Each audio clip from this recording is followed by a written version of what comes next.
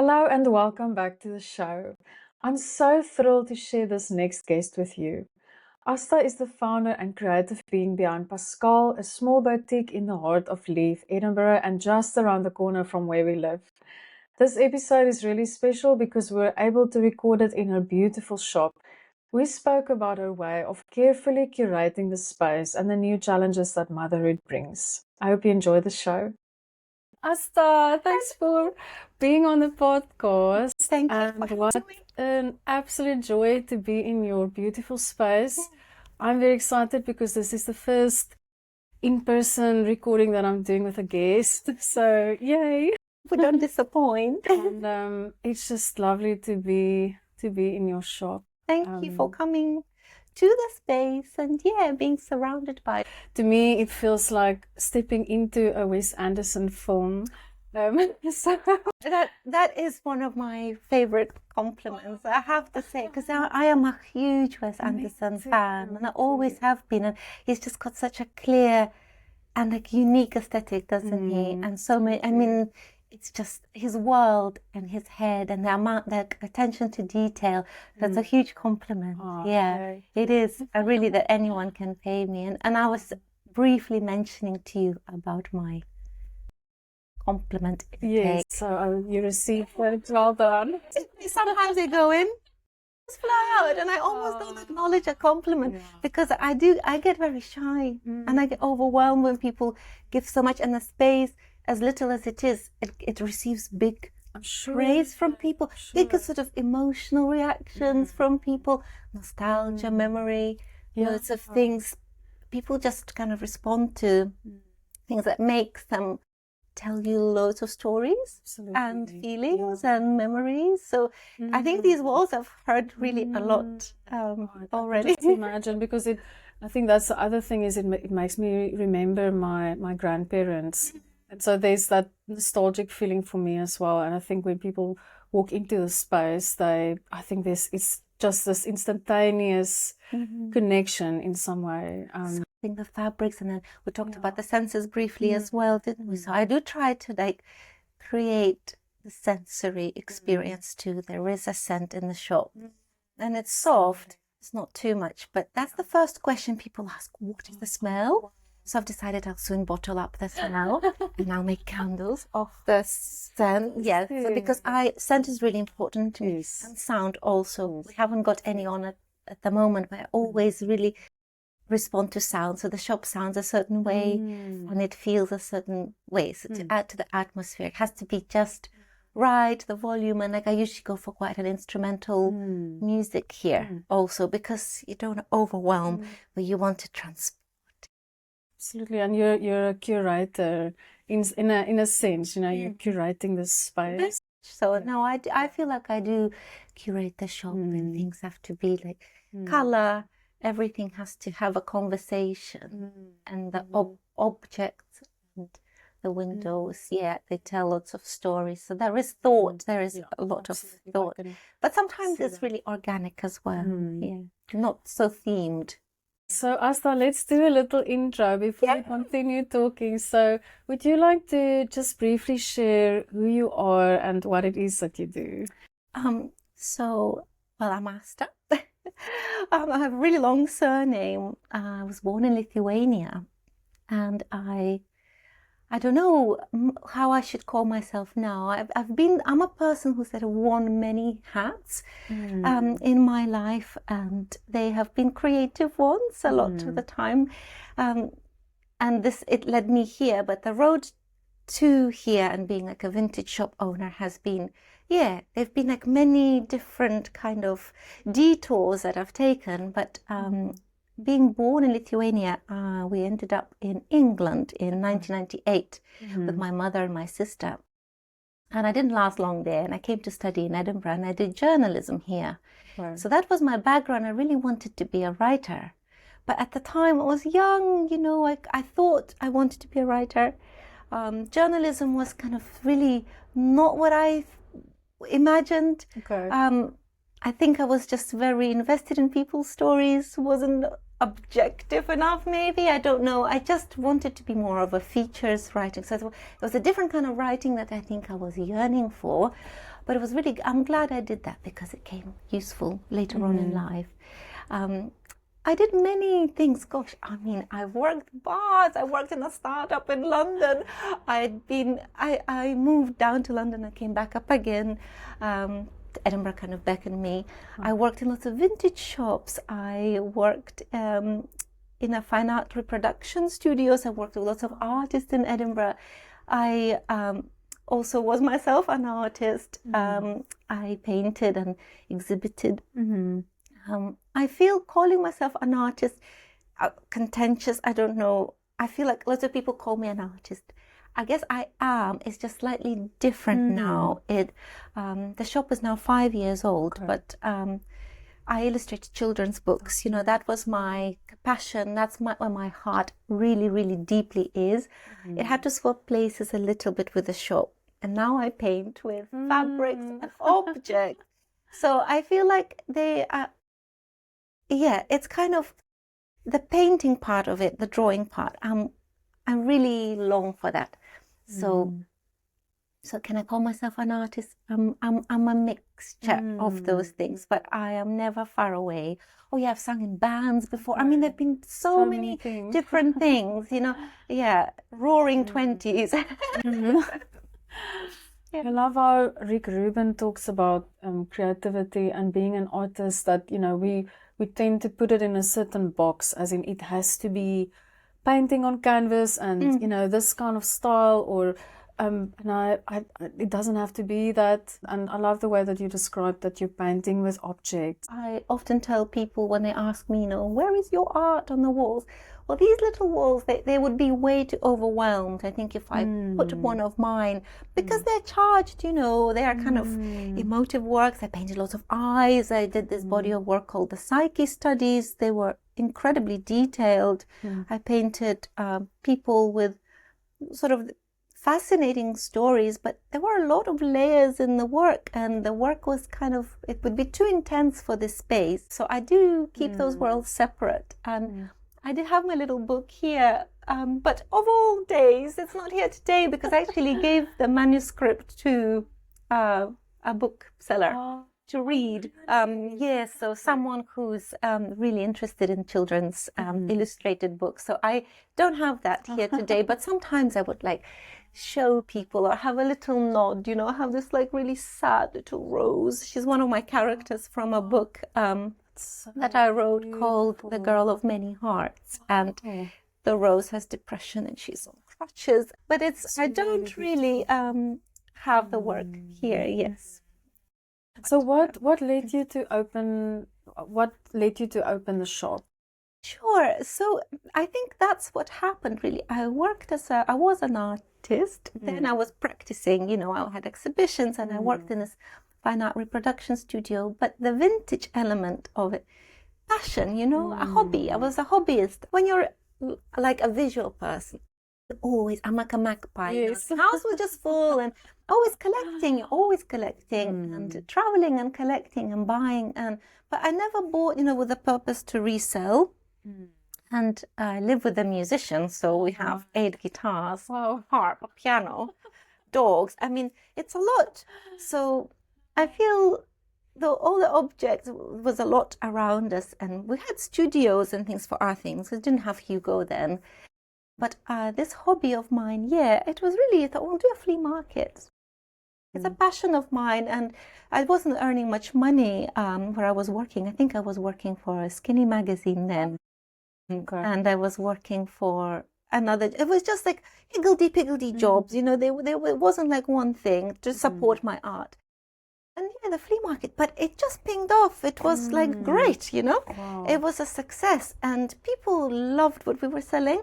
And then we did another one and did another one. And it was flying. So I thought, okay, I'm going to buy some things that I love to sell. And then I remember going to Naples and we found this little island called Procida where Wes Anderson actually filmed. I believe he filmed there. It's like a very special place. So awestruck in this pastel world, and it's so inspiring. The buildings, you have to get on a boat from Naples to get to it, and the ride itself, you got the Mount Vesuvius. I mean, like, wow. And we went to visit this place called Ercolano, and the vintage there was unbelievable, Lizanne. I just bought, we stayed with this photographer, Amelia. She was amazing, and she helped us find a place on this train, and she came with us. Amazing girl. And she helped me carry all the stuff back. I said, enjoy yourself here, and I'll take some of the stuff back because I bought so much. I had to wear some of the stuff back. One of the things was like this old dressing gown. It was an incredible dressing gown. It was green, and I didn't have a shop yet. It just had a pop-up. No, I think, a pop-up happened, I think, after that trip, actually. Pop-up was here. Different other pop-ups I did as well. Anyway, brought all this stuff back, and it flew, and people loved it, you know. And before COVID, I think that's when it was like all different pop-ups I was doing. I had this magic wardrobe. Pascal and Co was kind of conceived. I felt more confident in building that brand, naming it after my dog. Just being silly with him, really, you know, Pascal, because I didn't want to show my face much, and it was still early in Instagram world. It was pre kind of vintage craze, pre-Depop, it was still like Etsy, and it was all very, you know, I remember watching this one woman talking about how, you know, to turn it into a business, and pre-COVID times, you know, and then this opportunity arose where I kind of carved out that opportunity for myself. There was a lady who owned a shop before, the great big ice cream on the wall. It had it was also a vintage shop, and she wasn't in it much. And I kind of warmed myself with her and built a rapport. And over time, said to her, well, listen, could I maybe find my little wardrobe in your corner? Lovely. And she said, yeah. So that was the arrangement. It worked really well. So I was here when she wasn't able to, and she wasn't here a lot at all. So I just thought it was wonderful that someone would let me use their space like that. But I would just shut the wardrobe when I finished and leave. And her shop was still her shop. It's only later before that she said, I'm going to give up the shop. Do you want to take the shop? And I went, this is becoming a little bit real. Yes. Yeah, that's a big step. Yes. So I quit my job at the Fine Art Reproduction Studio and the flea markets, and then COVID happened, and I had the shop. And it was a lot. But we survived it. Wow. And we're still here. Wow. Well, I'm so happy that I get to meet you in this moment in time.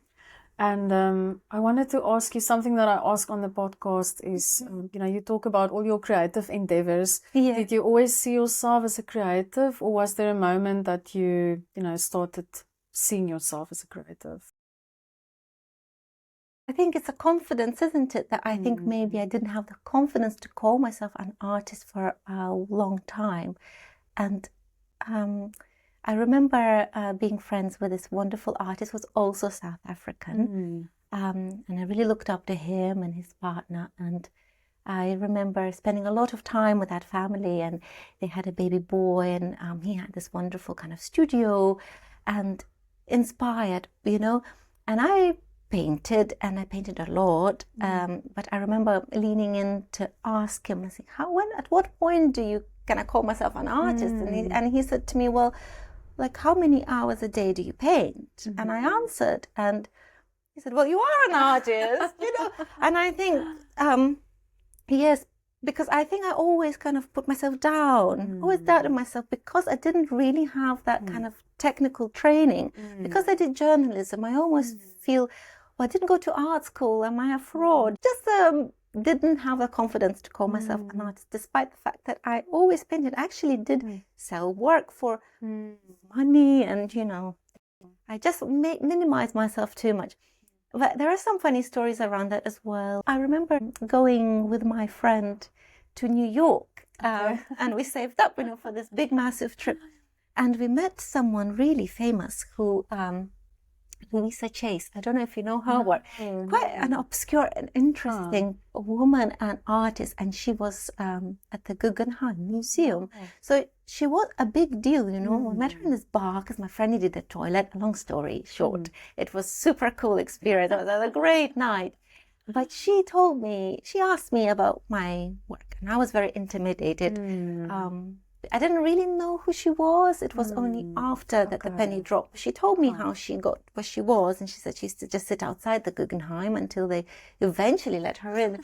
But her work was very, like, it was abstract, and I didn't think it was just like very loose. It wasn't very like as detailed, you know, at the time, what people I was looking up to maybe, but she was just so free, and she was so cool, and she was so kind of serious. And she told me, she said, because when I was telling her about my work, I remember telling her about this portrait. I think I had a postcard of my painting, and it was a soldier that had served in the Bosnian War, and it was a commission. One of the paintings was a commission. It was a very heavy work, but I was describing it to her with a smile on my face, you know, and she just said, "Why?" You know, she said, "Just tone it down." And she just told me to go down a few octaves in my voice to be taken more seriously. And that stayed with me, that advice. And I thought, she's right, you know, why am I like high pitched, dressing this up, like telling her about this really serious man's story and a serious painting. But again, I put her up higher than myself, and you know that. So that was a confidence thing. Again, couldn't call myself an artist to this person, but she helped me. She said, "Don't." I guess I naturally like animated speaking with her and thinking, "Wow, this is someone great. You know, this is someone big deal." But actually, it was really interesting that by just being serious or taking it down, your tone and speaking about your work in that way, it's like, wow, actually, someone else will receive that differently. So what I wanted to know is earlier on when we were setting up, you mentioned how, you know, how this space actually makes you feel when you come into this space, and you've recently become a mom. Yeah, Congratulations. And you mentioned something around you're almost visiting an earlier version of yourself when you come into this space, and I was curious what you meant by that. Sure. So I think the phrase I often now say that when I come into the shop on a Saturday, when I'm only open now just a couple of times a week, it's like dipping my toe in my old past life in a way. Yeah, the space is like pre-Hugo was all, it's calm. I try to make it calm so you don't feel overwhelmed. I guess it's just my world, how I want it. You know, when you like leave your studio, I guess in a way, you just leave it untouched, and you left your brushes there, and you left your like canvas there, and you will revisit it when you're back. It's a bit like this. So it's my space, my little corner of the world, and I like to surround myself with beautiful things or scent or music that I like, and then people come. And I really, it's more than a shop, you know, it's not like, there are no sales, like hard sales here. It's more about the right person will always find the right piece in the shop. Always. It works like that, you know. But when I think about the space and how it is now with Hugo, it's extremely challenging. And I'm on all the time. I'm a toddler mom now. You know, Hugo's a year and a half, and he's a hurricane. And I describe him, you know, like to people that it's like fine tuning a piano in the storm. That's Hugo's temperament, you know. He doesn't sleep, and I never slept. And really, it's brutal. I'm not gonna lie. Mothering without sleep is hard, and this is. Although it's presented in this calm way, underneath I'm like a duck, you know, you pedal. There's a lot behind the scenes, and any box you'll open, it will explode with stuff and things. You acquire things all the time. And yes, so to answer that is, it's a mix, because I needed to be a certain way to not feel overwhelmed by life and everything, you know. So I still wanted to retain that element of calm, but it does help me being here, you know, I do switch off until he comes and tears the place up upside down. But it was hard at the beginning when he was very little, and I had to like breastfeed him in the cupboard, and there would be people here, you know, my milk's squirting everywhere with too much detail. But you know, it's a lot, and but it's all part of it, and I do want him to. He really enjoys the space, you know, and he's like playing the little piano and looking at it from down here, you know, and growing up with it now. You know, Pascal is the firstborn, obviously. Yes. Hugo is now my like real son. But yeah, it's challenging and it's a lot to juggle, but it's a lovely place to be in. It's just different. Yeah, I think thank you for sharing so honestly, because I think there's definitely a little bit of a theme in the podcast with moms, young moms, or moms that are people who have recently become moms, others that have had toddlers for a while, and you know, how do you navigate that massive change and transition? I had Hugo later, you know, because he's a bit of a miracle of ours, without going into too much detail, but he really is, a little miracle. And it took a while, a long time actually, if I'm honest, to have Hugo. So he's here. Question just went oof, because I'm thinking about all the other mums. So yes, I am an older mum. I'm in my 40s, and I mean, I'm quite an active person. In this job, like it is an active job because I'm always mending, restoring. Like yesterday, I was a camel mum. Yes. You know, I was like pushing her around. That story, I love that story. I'm always sourcing. You know, it never stops. This job is like, because I love it. It doesn't stop, and it doesn't feel like work sometimes. I mean, I'm always looking. This little festival was on yesterday, local festival in the meadows, and every year we go, there are always vintage dealers there. I drove past. I was like, what's happening here? It's huge. There was a lot going on. It's quite overwhelming, but we thought we'll make a family day out of it, and I needed some jewelry. I'm very low in jewelry. I'll go and buy just little sparkly things.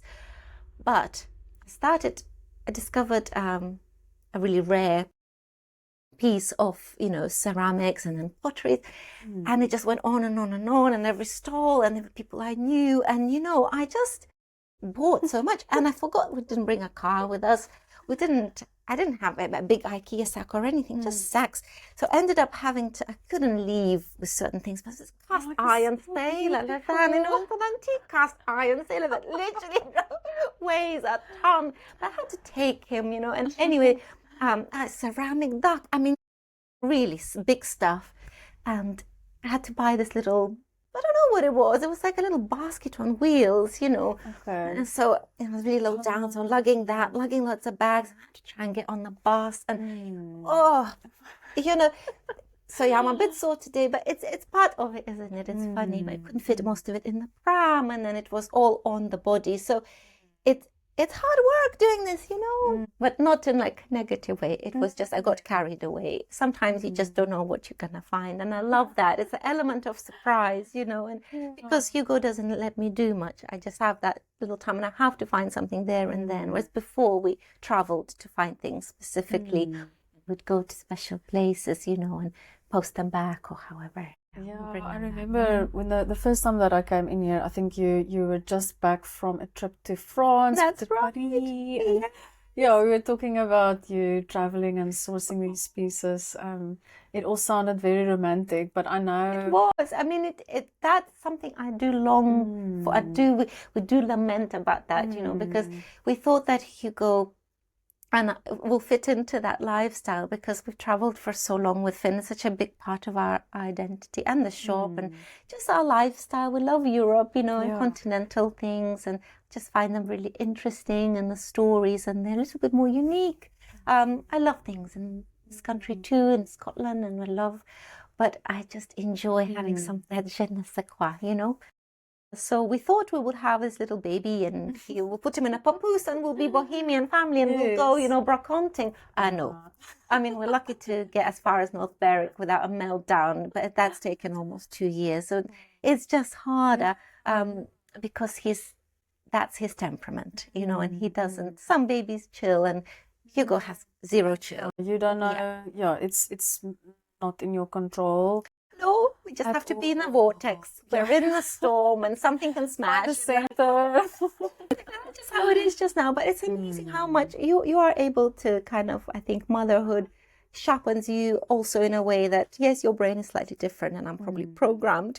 Hugo, when I'm around him, this is my kind of, when I'm here, this is also my baby. So the shop is 5 years old now. So yeah, it needs me too. So it's like you split yourself. And how did you, prior to becoming when you were pregnant, did you plan in a certain way for you to carry on with the shop, while you... Oh, that was a hard one. Yeah, it was a challenge because also we have a shop next door to us. Yes. And the owner of that passed away, so then that became available, and the lease was connected with this, and there was so much to think about. And I was working until I was very, very pregnant, and bending down was, pretty hardcore at 9 months here. And so I had I kind of made an arrangement with another vintage seller friend who was able to sell her things in my shop, a little bit like what I had with Vintiques before, replicating that a little bit, so the shop would still be open, and then they would look after it, and they could sell their things in my shop, and that was what we did. So yeah, but that lasted only until Hugo was 5 months, so I had to come back to work really early, earlier than I wanted to. So it's a really difficult subject because I kind of like feel like I've not had the maternity leave, had to work, and your difficult baby who doesn't sleep, and still exclusively breastfed. So that was a really tough time. That was a hard. That was hard. I'm not gonna lie. It's hard still because it's still, but it's just different now. It's a little bit more. He's more robust, He's not so frail, needing mommy. I think it's so important to talk about, when life doesn't turn out the way that we anticipated. We have this, and especially if I can. I'm thinking about myself and the way that I often dream about things, almost seeing it very visually, the way that it will play out. And I wonder if you're the same with, being inspired by your visual environment, as in having a very certain idea of, okay, I will be a mom in this way, and I will travel, and he will just come along, and then life doesn't turn out the way that you planned. How do you navigate that massive the expectation? Control? It's hard not to compare yourself as well. I think there's that element, because a lot of our friends, as you imagine, probably are artists and creative people.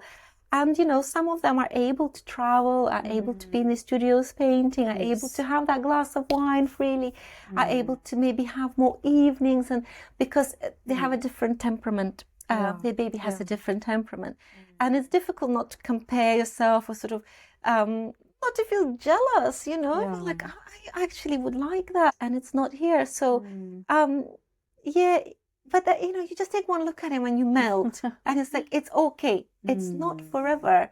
As long as we can hold on to the shop, and this way, and we're not like greedy people. So obviously financially is really difficult, and the world around us is like, I can be in this bubble, but the reality is that, it's also a business. I need to make money, and Hugo needs things, and so there is that drive as well.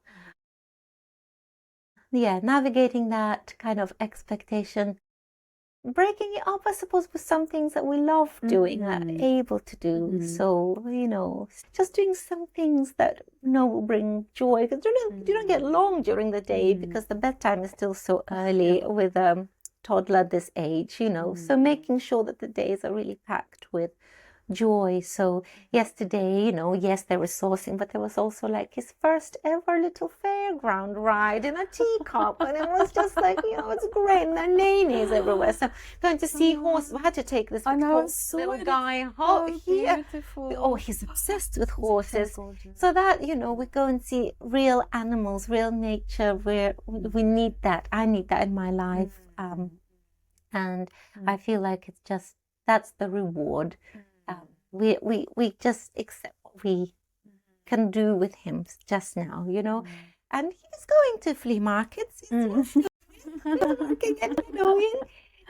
seeing stuff. But I think it will come. And I just say to myself, it's a temporary. And every day is so different. He just keeps changing, and you kind of, it's like sand. What is that called in English? Yes, the thing that you turn over.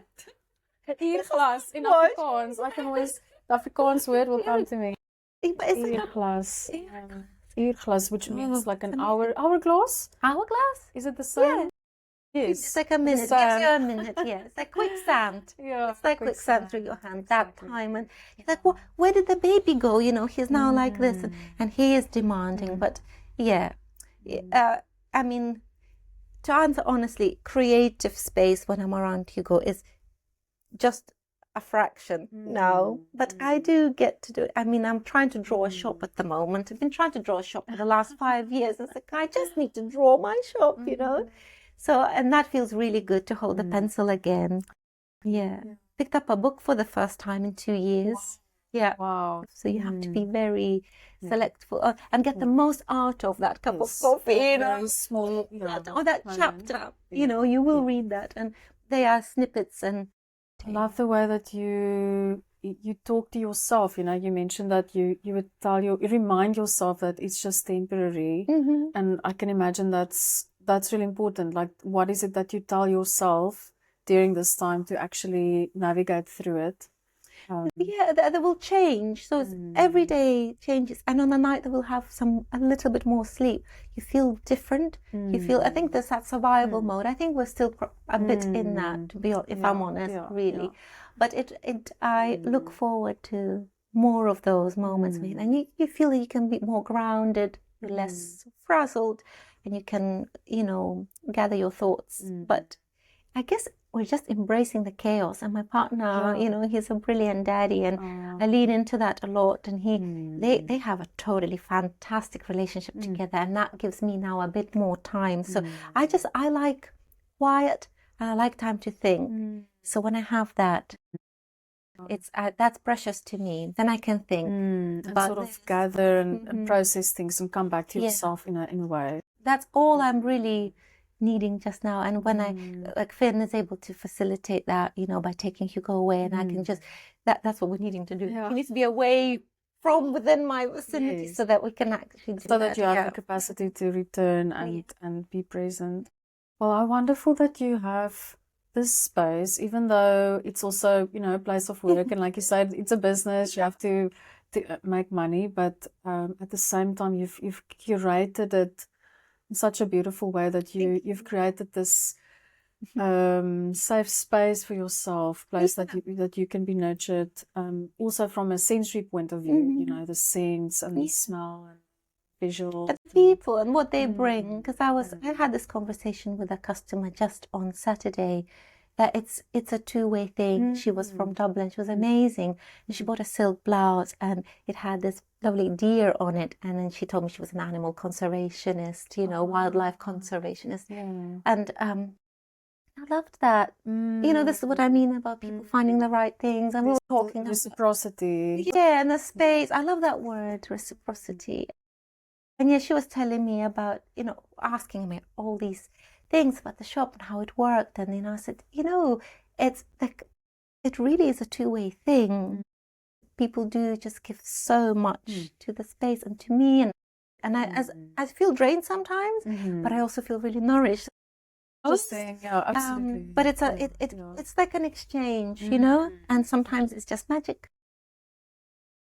That's the space. Love that. I think about creatives in business and how, you know, we like the little bit of magic, and we tend to go in that direction often, but there's also the sort of day-to-day admin. Oh, How do you do that side of your business? yes, that is probably everyone will say their least favorite task. I'm quite an analog person as well, so as you know, I just like things tangible. I write them down, and also, yes, so I'm not someone who sits at a laptop with an Excel spreadsheet. Yeah. No, I know, but I have to do it, obviously. But it's like the most old school way you can imagine, but it's the way that I can understand it. So for me, like, this is how I've always done the business, and everything is just like very old-fashioned way, and it makes sense to me, and all my receipts and all the descriptions and all the notebooks and everything. And my grandmother was a maths teacher, so she taught me math. So I do my own accounts and things. It's a very much one-woman band, but it's that way I understand it. You know what I bought when I bought it, how much of it, and it's just but it's a lot. It's a lot to juggle, like that inventory. But I kind of have a system. It's a mad. You understand it. It works. It's analog. Okay. It's but it makes sense to me. But it's how to not to be chaotic. But I guess when it comes, I kind of little bit build up. It's bad. It's bad. Yeah, it's bad. And then I just hit it. I hit it hard. All or nothing. Kind of like, let's do this. You know. Do you then set aside some time for it, or? Yeah, it just has to be a HMRC deadline. Right. Okay, you need that bit of pressure. Yes, I think so. It's awful. Yeah, but that one, but it's, I mean, it's all there, and it's just like, I just do my own bookkeeping, but I did it for a magazine, I mean, with loads of journalists and writers and illustrators, and I guess I know how to do it, I suppose, and I did it also for the fine art reproduction, so I do it for me as well. Like, you have to wear all these hats, we do, don't we now? And it's like, where can you cut corners? And how would I count and understand what I bought at a flea market yesterday? You know, like, where is the stuff, you know? Yeah, no. And then how do you keep your soul alive? So how do you keep the sort of the creative energy alive in the shop? Such a good question. I thought something like that. You might ask me something like that. And I thought, where do I really draw that from? Like, where is the well, you know? Lack of time. So when I have some time, it's concentrated time. So then I can dig deep. What's in here? What's in here? But really, I just need to go to like an art shop, do you know? And I just like, I used to work in an art shop as well. And just the smell, being surrounded by the materials. I don't need much things for them to ping off. You know, I think we were like at an antiques place, and what did I pick up? Well, I found this fabric, first of all. I found this piece of fabric and the colors and the motif. And I just went, Asiatic. Yes. And it just went, okay. What's new ideas? And it just goes like, we've got the Tang Dynasty horse, and then we've got the lovely, like the Mudman brush pot, and then things, and then the peonies. So things become themed, and then I just kind of develop that. And wherever then I go, I'll be like, well, that object will have a conversation with that object, or this piece will be coherent with this, and as a theme. The seaside, like the sea sorts everything out, and it's like a blank canvas, like a wash off, and then it's like, okay, new things will just come in. It just recharges everything, because European trips are kind of off the table for a little while. But those are always most inspiring. Talking of Wes Anderson, transports me to, like, you know, obviously I love old things. They are like a forever source of inspiration, you know. There is a place in Bordeaux that apparently Wes Anderson bought from in person, not his people. But it's also like a mother and son duo. But that just like inspires me so much. And they have a dog, and they're just beautiful people. And, you know, I'm thinking of like Hugo and me, you know, maybe we can grow into that. But it's just a small space, but it's full of love. So it's going to these places that are like not generic, totally authentic. That just gets all the juices flowing, and you just go, yeah. And I don't know, it can be art show, what did we see recently? Just I think I'm just like a sponge, but I don't know what's gonna get me inspired, and I'll see it, and it will just ping off something that I will be like a big massive symphony afterwards. Wow.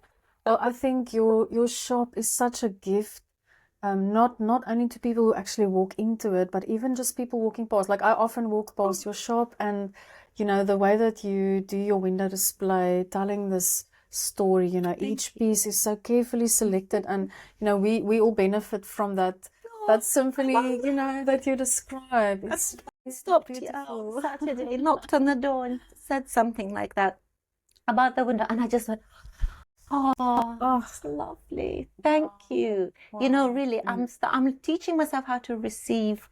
Well, it takes one to know one. So someone notices or sees what you're doing. They see you, and they see what you've done, and then they tell you. It's like someone picked out, like, oh, look at all the oranges, and I embroidered that orange, and then it became a still life. Then I always have to have a few pops of oranges just so that it has a dialogue, that little orange corner, and then so I think I really enjoy because I like subtlety very much as well, not to contrive, it just has to feel, it has to have the feeling, give you the feeling. That's what I enjoy, when someone really tunes into it. They get it. My job is done. Yay.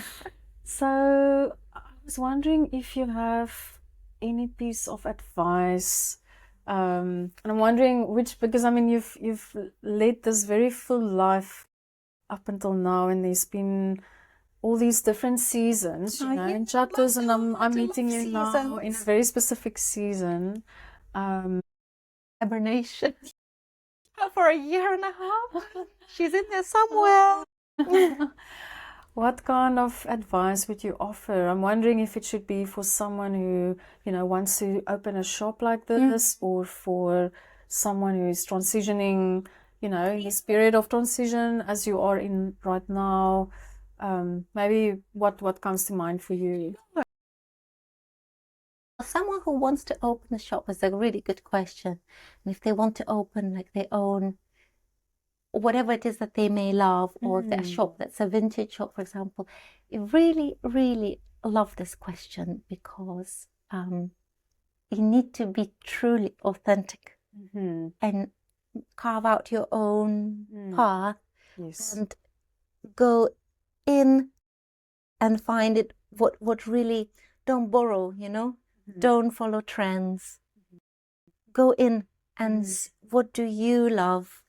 Because you cannot imitate.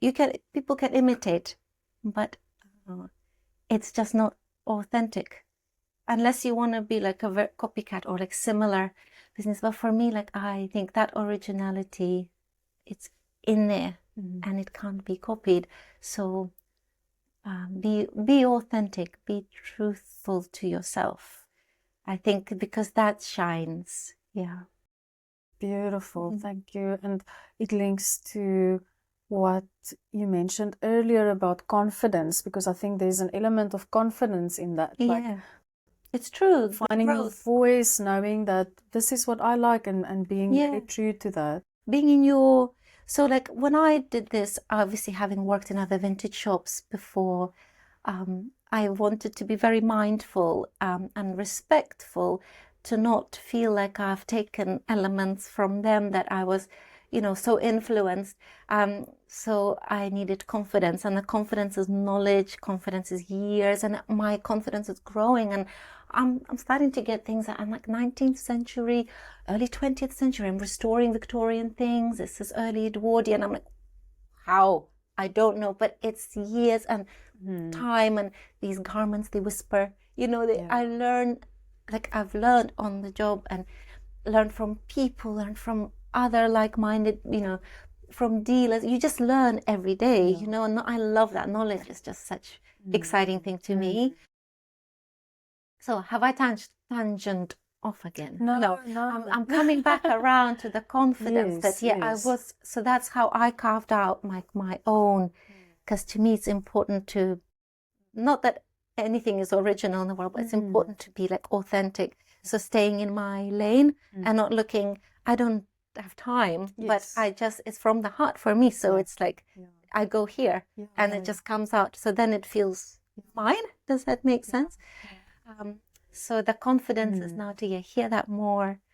Obviously it's really research based as well. Know your stuff, you know, don't ever like make things up, come back to bite you, you know, just say I don't know, but just knowledge. Knowledge is power. And I'm just a really inquisitive person. I want to know where it came from or what period or what makes it authentic and truly vintage, or, you know, I don't know. I like a story. You're equipping yourself in that sense as well.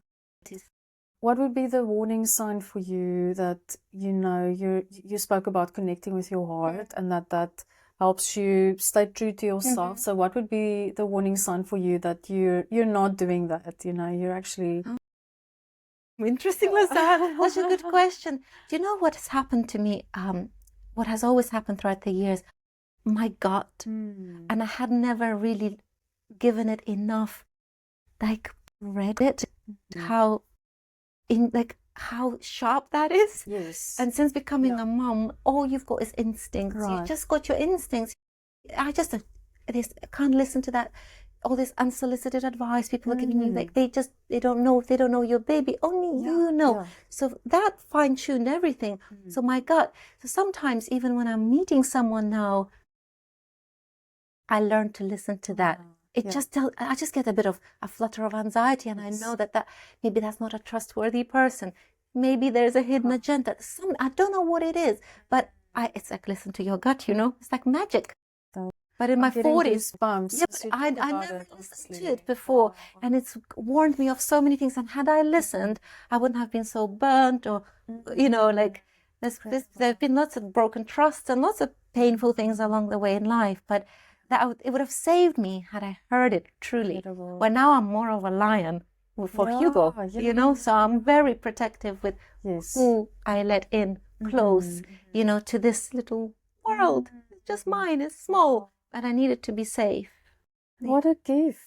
What a gift, you know, amidst all this chaos and, you know, massive change. It's this gift, there's a sharpening that happened for you.